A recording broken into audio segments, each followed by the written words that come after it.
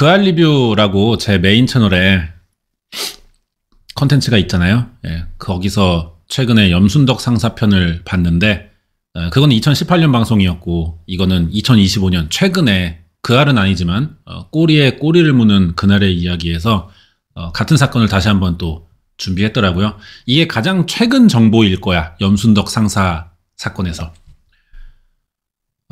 프로파일러 우리 표창원 아저씨가 중점적으로 이 사건을 좀 분석하는 그런 느낌인 것 같은데 한번 봅시다.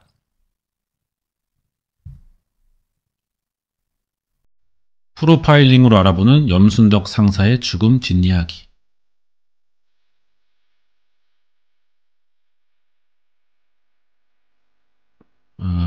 플로피 디스켓을 우연히 발견해가지고 선주씨라는 분이 지금까지 보관해왔대요. 20년이나 더 지났습니다. 요즘에 쓰지도 않는 디스켓이야.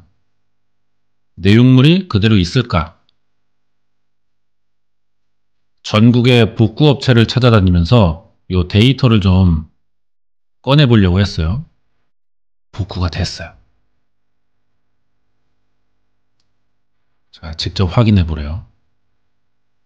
사건 당시 군 헌병대와 공주에 수사했던 경찰이 알고 넘어갔던 걸까? 아니면 몰랐던 새로운 자료가 등장한 걸까? 봐봐, 벌써 그 알이랑 톤이 다르고 접근 방식도 다르죠. 플로피 디스크 안에는 방대한 양의 문서들이 있습니다. 사망 1년 전부터 맹호부대에서 유독 강조한 내용이 있어요. 이건 내가 말이지 이번에 처음으로 확인한 거야. 나 표창원이야. 이렇게 유류 전략형 훈련 계획 수립에 따른 현황 파악을 부침과 같이 지시합니다. 뭐야 이게 기름 얘기하는 것 같은데요? 오, 역시 홍준이가 등장해야 됩니다. 이러면 그 사람이 기름 빼돌렸었잖아. 그래서 염상사랑 사이가 안 좋았어요. 사건 직전에. 유류의 재고와 사용처를 면밀히 확인하라는 지시였대요. 염상사가 보급받아온 유류를 실제로 사용하고 재고를 관리하는 담당자가 있습니다. 맹호부대 우리 준이홍. 2001년 맹호부대 헌병대 기록에 따르면 업무적으로 종종 부딪혔다는 염상사랑 준이홍. 군은 모든 보급품을 보급수송대에 보급 요청해서 방문해서 보급받는 형식이라 유류도 보급받아 부대 내 자체 유류 탱크에 보관하는 방식으로 운영이 됐대요. 당시 맹호부대 포병 여단에 근무했던 전직 군인 A씨 말 들어보자.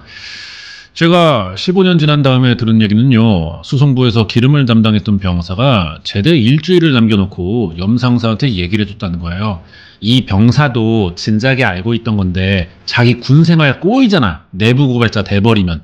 뭐 간부도 아니고 사병인데 그죠? 조금만 참으면 자긴 나가면 이제 뭐 모르는 사이인 거고 책임도 없는데.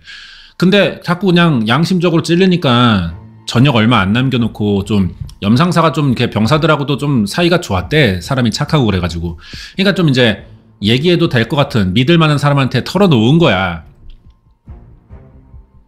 준이홍이 기름을 팔아먹었어요. 염상사가 그 병사한테 들었으면은 염상사가 가서 점검했겠지. 그걸 염상사가 점검하고 나서 이런 일이 살인사건이 발생했다는 게 연관이 되잖아요. 준이홍께서 기름을 팔아 드셨습니다.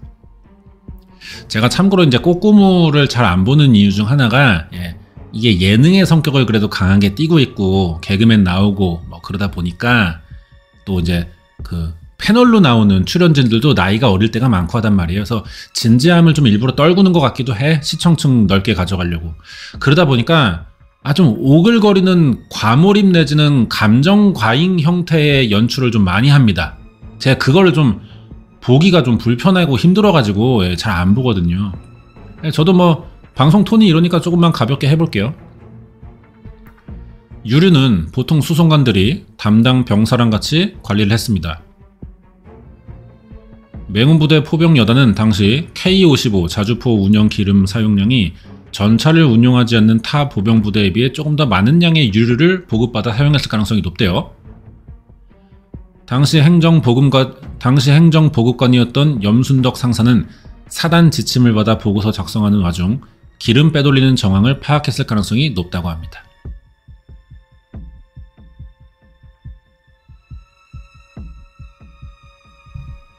뭐 내용이 길진 않을 것 같네. 그러다 보면 갈등의 요인이 되지 당연히 둘이. 그래서 좀 더 감정이 격해져서 그날 술 먹으면서 말다툼이 있지 않았나. 그럼 제일 염상사에게 감정이 많은 사람은 준이홍이겠지. 기름 팔아먹어서 그거 보고하면 알려지면은 준이홍 줬대잖아요. 기름은 뭐 소량이고 뭐고 필요 없어요. 군대 내에 물건을 외부로 판매해서 자기 사익을 챙겼으니까 이건 뭐 그냥 바로 군법 행위다 이거야. 중범죄래요. 군용물 횡령이니까. 이거는 뭐 빡세게 받으면 무기징역. 그렇다고 뭐 준이홍이 이거 걸리면 무기징역이라는 건 아니에요. 정도를 또 봐야겠죠. 그냥 이거는 오바하는 거야. 유류뿐 아니라 모든 군대 물품은 사단 보급수송대에 망가진 물품을 폐기하고 새 보급품을 보급받는 형식이다. 교환하는 거죠. 네. 반품시키고. 재고의 수량이 일치해야 되고 점검 시 부대 지휘관이 징계를 피하기 위해 사단 군단 점검 시 타 부대에서 물품 빌려와 채워놓는 경우가 허다했다. 이것도 사실 안 되는 거지만 관례 같은 느낌으로 뭐 서로 다 알고 지내는데 뭐 이렇게 빡빡하게 굴어요. 뭐 이런 느낌으로 넘어가는 거죠. 염상사에게 유류 현황을 감독하라는 지시가 내려왔어요. 홍준희에 대한 병사의 제보도 있었고요. 그리고 나서 염순덕 상사가 사망했다 이겁니다. 이 모든 게 관련돼 있을 거라는 전직 군인 A씨의 주장이 있었죠. 이 사람이 제보자인가? 그 아래서는 뭐 누군지 잘 몰랐다라고 하는 제보자가 나오거든요. 그래서 군 관련 사람이 아닌가 뭐 이렇게 생각만 했었는데 꼬꼬무에서는 이거를 그냥 전직 군인 뭐 이렇게 보는 건가? 물론 전직 군인 A씨의 추측일 뿐이다. 보통 병사들은 행정보급관과 함께 생활하기에 군 생활 중 고충 업무를 함께하는 홍준희보다 보급관, 염상사에게 털어놨을 겁니다. 실제로도 그런 것 같고 홍준희는 병사들과 홍준희는 병사들과 낮에 일과는 함께 하는데 부대에 병사 관리를 하지는 않아. 그래서 병사들이 어떤 고민이 있고 실제로 군생활을 어떻게 하고 있는지는 몰라. 일만 해결하니까. 실제로 부대 껴서 사는 사람은 염순덕 행보관이다 이거야. 우리도 뭐 사회생활 하는 사람보다 같이 사는 사람에게 고충을 털어놓는 경우랑 비슷하다고 할 수 있습니다. 뭐 실제로 그렇게 보이는 사람은 없지만 행보관은 부대에서 사병들의 좀 약간 엄마 같은 역할을 해야 되는 게 맞아요. 예. 그런 엄마랑 굉장히 거리감이 있는 외형과 행색의 말투들을 구사하지만 역할적으로는 그게 맞아 보입니다. 그러니까 고민을 얘기할 수 있겠죠. 기무부대 이중사의 범행 동기도 있어요. 기무부대 중사 정도면 일반 부대의 중령과 같은 급이래. 기무부대 자체가 좀 끝발이 있으니까 파워가 있는 위치다. 이중사와 염상사의 갈등에 대해서는 밝혀진 게 없대요. 짐작만 하는 거지. 마지막 퍼즐이 있던 곳은 이 주점 닉스 앤 녹스. 거기에 이제 염상사, 홍준희, 이중사가 함께 했습니다. 사실 염상사에게는 이 술자리가 처음이 아니죠. 이날 부대 회식이 있었어요. 부대 회식. 근데 이 부대 회식에 홍준희라는 사람이 혼자 찾아옵니다. 부르지도 않았는데. 그래서 같이 있다가 술자리 끝나고 염상사 나가는데 홍준희가 따라와. 그러면서 기무부대 사람들과 마주쳐가지고 닉스 앤 녹스를 가게 된 거예요. 갑자기. 염상사에게 약속된 술자리가 아니었어요. 이게. 1시간 반 정도 있었대요. 부대 회식 이후 염상사에게 사건을 듣고 홍준희와 염상사를 불러 사건을 무마하려진 않았을까 기무부대가. 숨겨진 진실을 어떻게 확인할 수 있냐. 스티커 66,000원 감사합니다. 아유 감사합니다. 고맙습니다. 당신은 최고입니다. 가게 사장님이 알지 않을까. 자, 직원 O씨의 진술을 볼게요. 뭐 이거는 그 아래서도 봤던 내용이죠. 이중사가 그때 그 염순덕 그 아저씨한테 밖에 나가가지고 얘기 좀 뭐 하자고 막 그래가지고 홀에서 룸에서 나와가지고 홀에서 둘이 앉아가지고 한 15분 뭐라 영화 얘기만 하더라고요. 사건 당일 준이홍과 이중사는 가까워 보였는데 염상사는 그들과 어울리지 않았다. 그리고 우리 오마담께서는 15분 정도 둘이 언쟁했다는 진술을 했고요. 군대에서 뭐 이러지 않았을까요? 아우, 염상사님 좋은 게 좋은 거라고 좀 조용히 넘어갑시다. 부대 내에서 해결하자고 우리끼리. 네? 뭐 이렇게 했겠죠. 염상사가 안 듣는다라는 입장이고. 기무부대 이중사는 조용히 넘어가려고 했을까? 이런 부분에서 넘어가지 못하는 염상사를 설득하려고 따로 셋이 만났을 가능성이 있다. 이 과정에서 언쟁이 높아지고 다툼이 발생했다면, 자, 그래서 이제 이들의 한 대화 내용을 알기 위해 그게 범행 동기가 될 수 있으니까 닉스 앤 녹스에 근무했던 직원들을 찾아봤어요. 자, 찾았습니다. 아, 그때가 겨울이었나? 그날 제가 새벽까지 일을 하고 있었는데요. 군인끼리 싸움했다는 뭐 다툼했다는 얘기도, 몸싸움 했던 얘기도 뭐 들은 것 같은데요.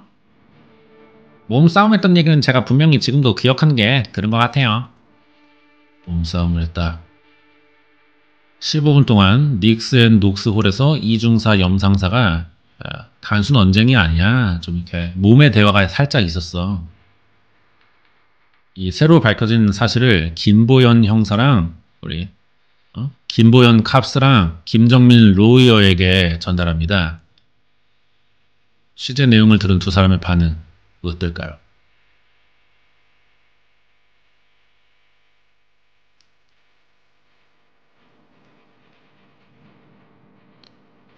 몸싸움이 있었다. 그 얘기가 있는 거죠 지금? 몸싸움까지 있었다는 건 저희가 몰랐네요. 더 확인해 볼 여지가 있는 거죠.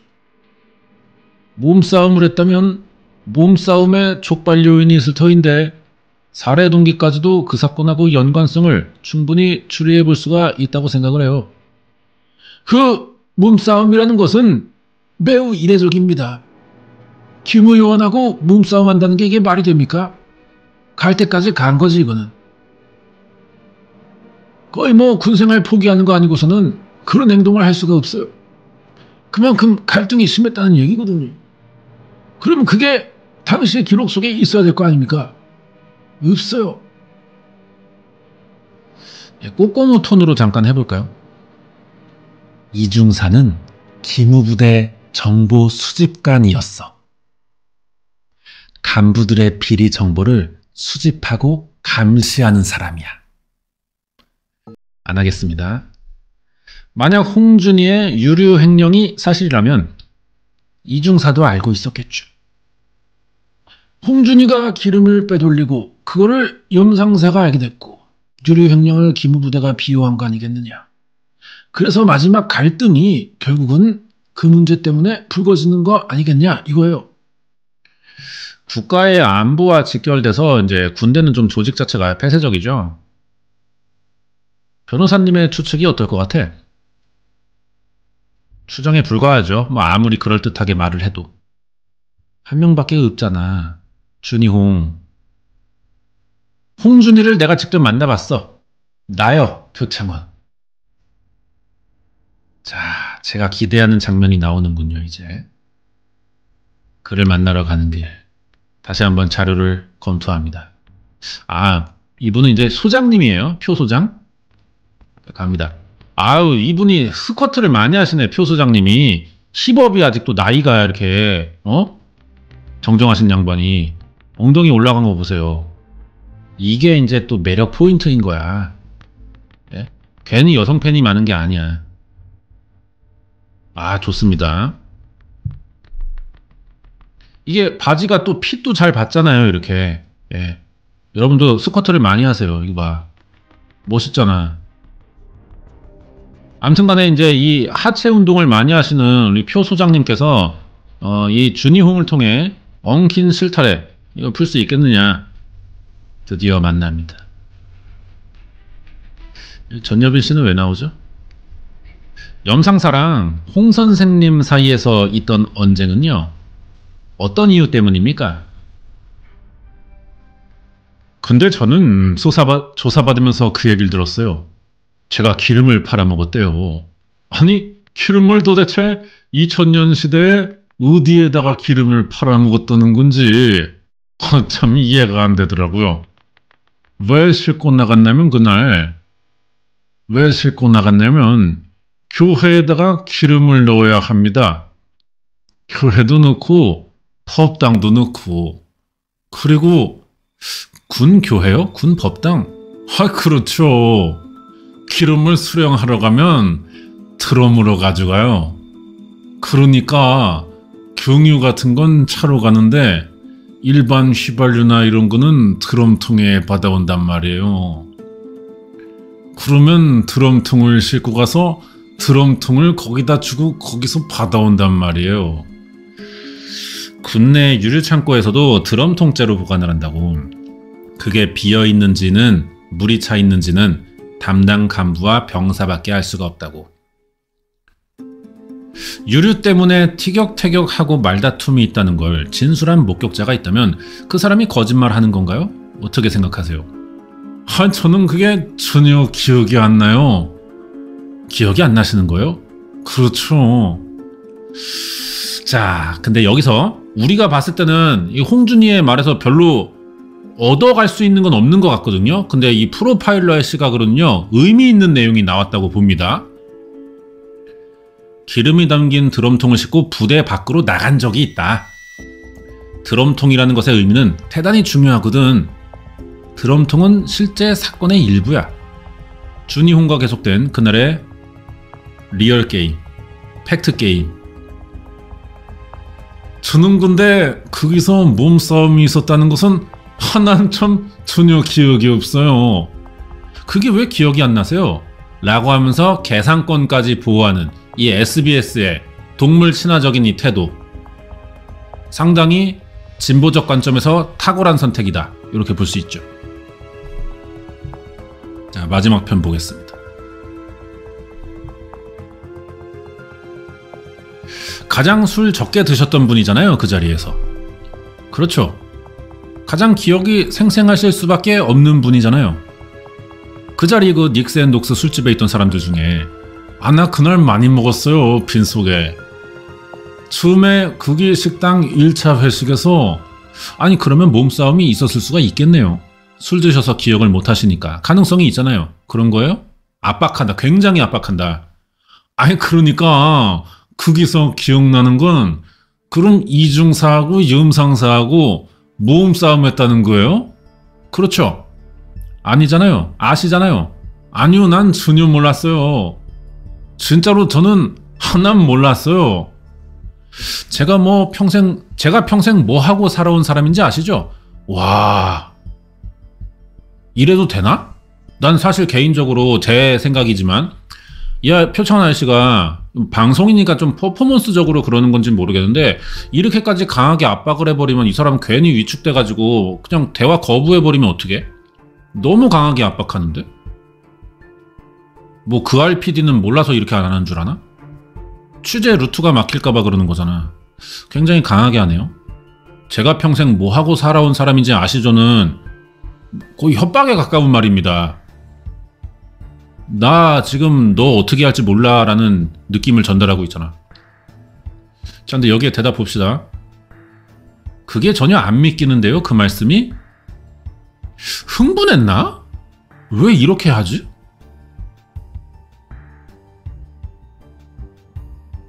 근데 제가 거짓말을 할 이유가 없어요. 이유가 있죠? 왜 없어요? 제가 얘기하지 않지만 아시잖아요. 그 얘기할 필요 없어요. 하지만 사실은 얘기해 주셔야지. 그렇잖아요. 근데 흔들리긴 하네? 홍준이가? 좀 성격 유형을 파악한 건가 봐. 그죠? 홍준이랑 우리 준이홍이 얘기해보니까 요런 유형의 사람인 것 같다. 이런 사람에게는 이게 카운터다. 그래서 그냥 그 어떤 압박의 수단이 먹히는 사람이다를 판단한 것 같다. 순간적으로. 그렇겠지. 괜히 방송 나오고 이게 바지핏이 이쁜 게 아니야, 이 사람이. 여기서 만약에 막 나르기 있는 사람이면은 제가 그걸 왜 말씀드려야 되죠? 싸고 구조가 유인원 같으시네요. 막 이럴 수밖에 없는데 그러면 그렇게 또 안 할 거야. 그런 성향의 사람에게는. 아니, 제가 이제 확신이 간다는 거는 이중사 그 양반이 자살했다는 얘기를 들었어요. 아, 염상사를 죽여서 그런 거구나. 그때 딱 느낌이 오셨고, 그때 느낌이 왔어요. 이중사가 이제 죽으니까 이 새끼 뭔가 캥기는 게 있으니까 이제 목숨을 끊었구나.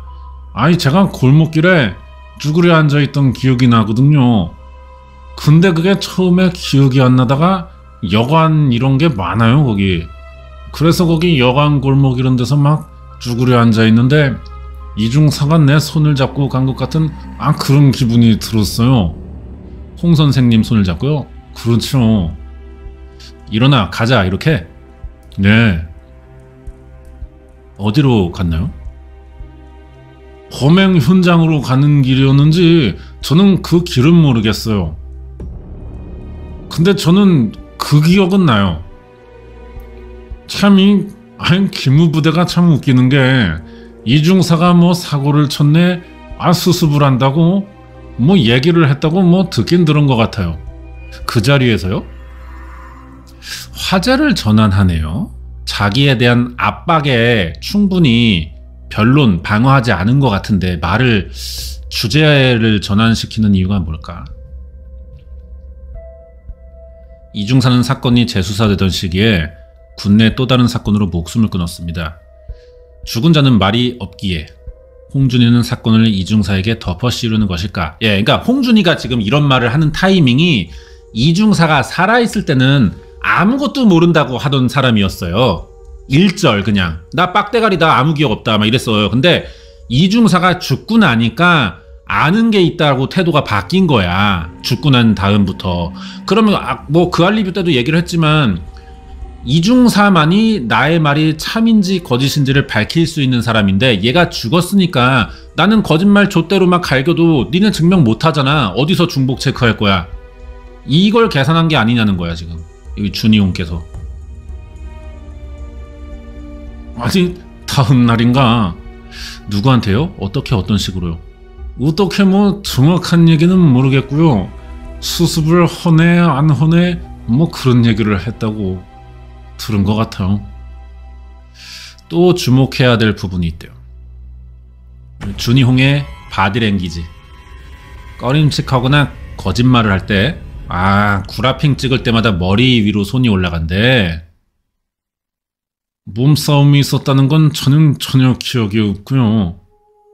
그동안은 혐의를 전면 부인했는데 이제 표 소장님께서 압박을 강하게 하면서 궁지에 몰아넣으니까 행동을 묘사하는데 쭈그려 앉았다. 쭈그려 앉은 기억이 나거든요. 진실의 단면을 조금씩 꺼낸다. 좀 흔들면은 말하는 타입인가 보다. 표창원 소장이 아니었다면 절대 들을 수 없었을 내용. 대단하네. 예? 야, 뇌생남이요? 예.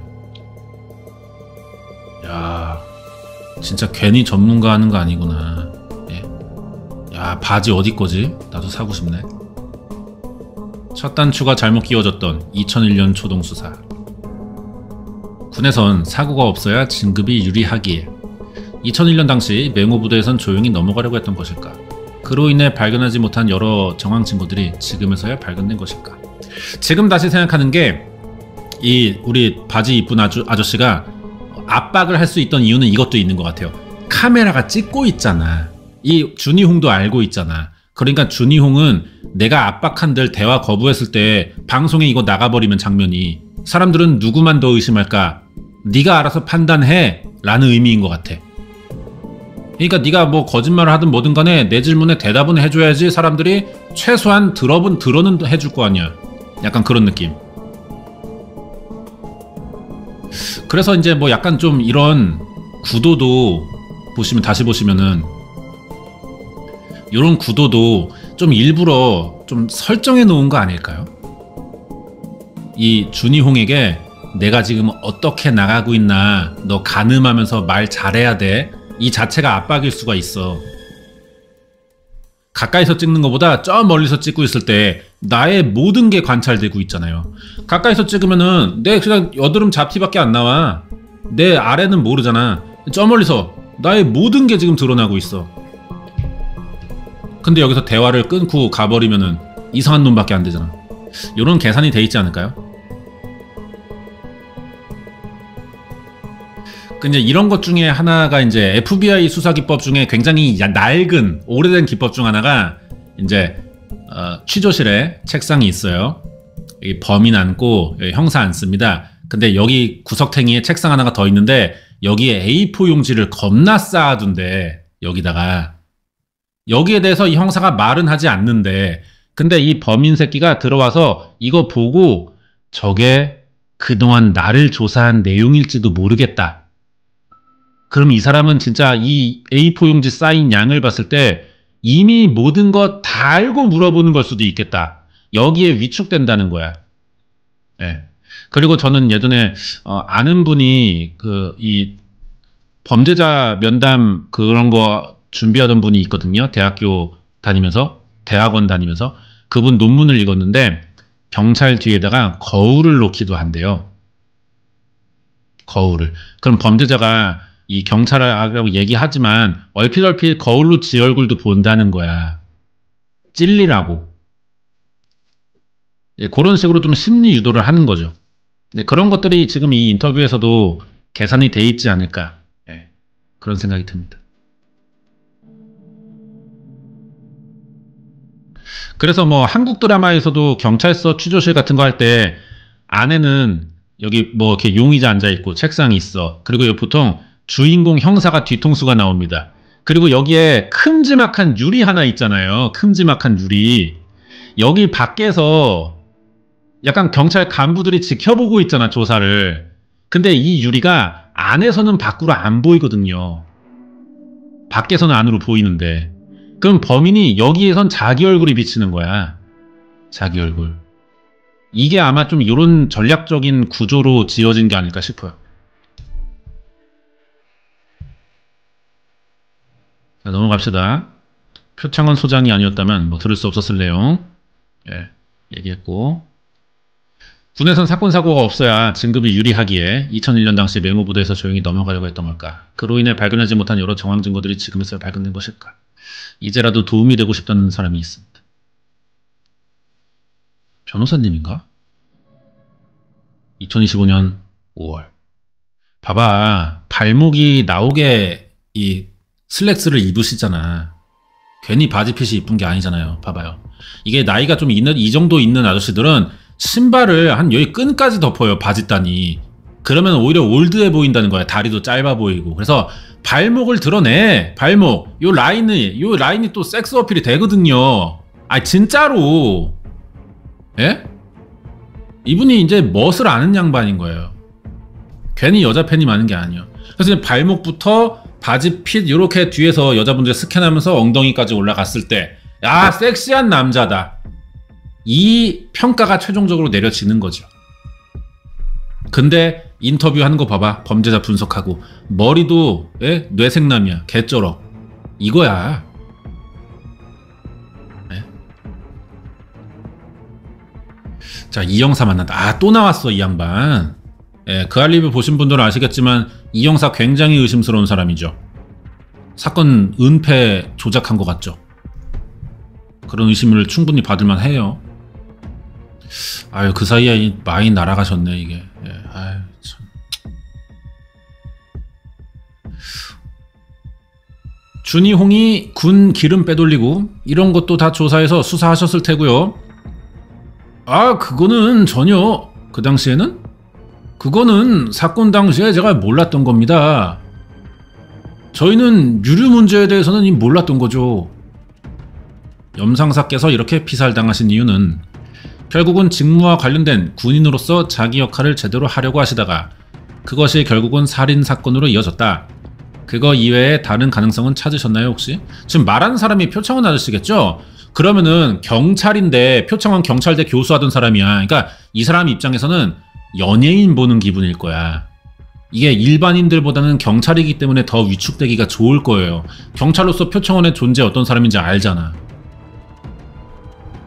굉장히 좋은데? 근데 이런 거 보니까 그동안 표창원 아저씨 그 아래 정말 많이 출연했는데 그 아래서 활용을 잘 못했다는 느낌이 든다. 꼬꼬무에서 훨씬 더 능력이 부각되고 있잖아요. 너 그 알은 너무 연출을 못했고 전략적이지도 못하네 보니까. 여기서 돈을 더 주나? 그럴 수 있죠.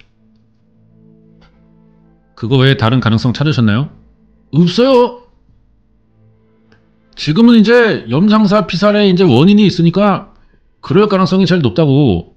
원인만 저희가 알고 있으면 수사가 더 빨리 될 수가 있었죠. 그런 것 때문에 제가 마음이 착잡하죠. 안타깝죠. 마지막으로 사건을 담당했던 이 형사는 유족에게 미안한 마음을 전했대요. 근데 이 사람에 대한 어떤 그 논란이나 의혹 같은 거는 좀 집중하지 않았네. 염상사의 사망 원인은 군인 간의 공무상 다툼이라고 판단했습니다.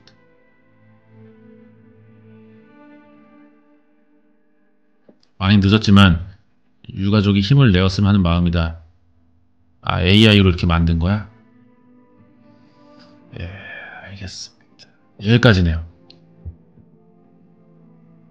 그럼 뭐 꼬꼬무에서도 뭐 별로 드러난 건 없네. 그냥 표창원의 원맨쇼만 그냥 더 돋보이는 그런 편이었던 거잖아. 이게 뭐노?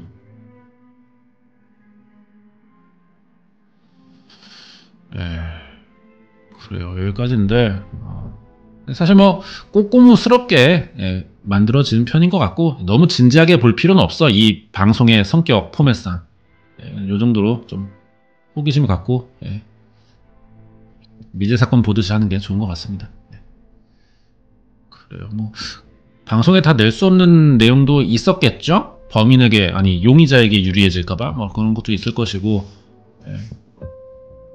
뭐 그 알에 비해 뭐 크게 드러난 건 딱히 없는 것 같지만 우리가 알 수 있는 거 표창원 씨의 능력 그리고 뒤태 이 정도 확인할 수 있었던 편인 것 같습니다.